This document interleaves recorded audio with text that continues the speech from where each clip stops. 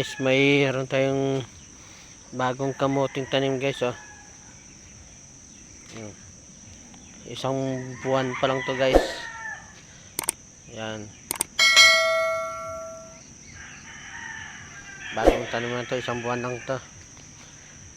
Mga 4 na buwan to guys, pwede na ma-harvest. Bagong tanim lang to eh. Ano?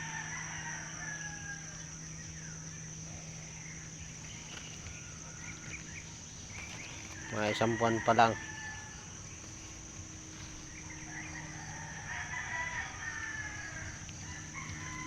Magbibilang pa tayo ng mga 3 buwan. Ma-harvest na ito. May mga ano na, mahaba na yung mga damo.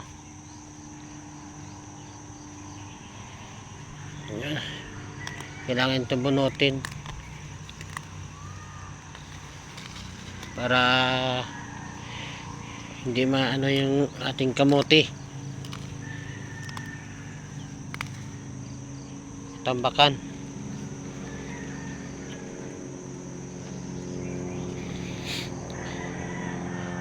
Mga 4 na buwan lang to guys, pwede na naman to ma-harvest. Basta huwag muna ano, gugulayan ba, kasi pag ginkuhaan mo ng gulay, hindi na siya guys maglaman.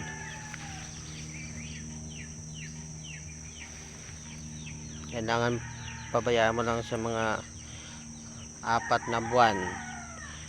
Pag may bulaklak na siya, yan, sige, pwede na siya harvestin. Malalaki na yung kanyang laman.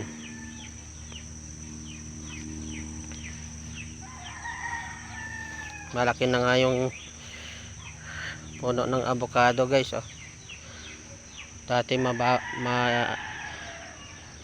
lang to, ngayon laki niya na, oh. Oh. Malapit na ito mamunga.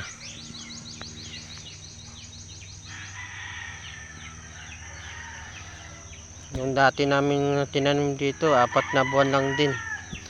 Ang lalaki ng laman. Ito pangalawa ng tanim.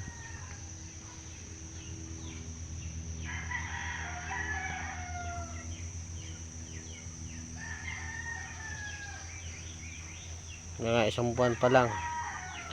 3 buwan pa ang hintayin bago ma-harvest. Yan.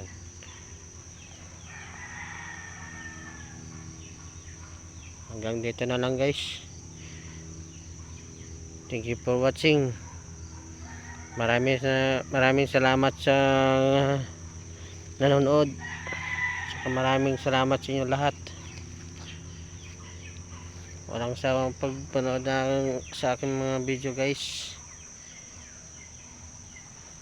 At yung hindi pa nag-subscribe dyan, mag-subscribe na po. Maraming salamat. Bye bye.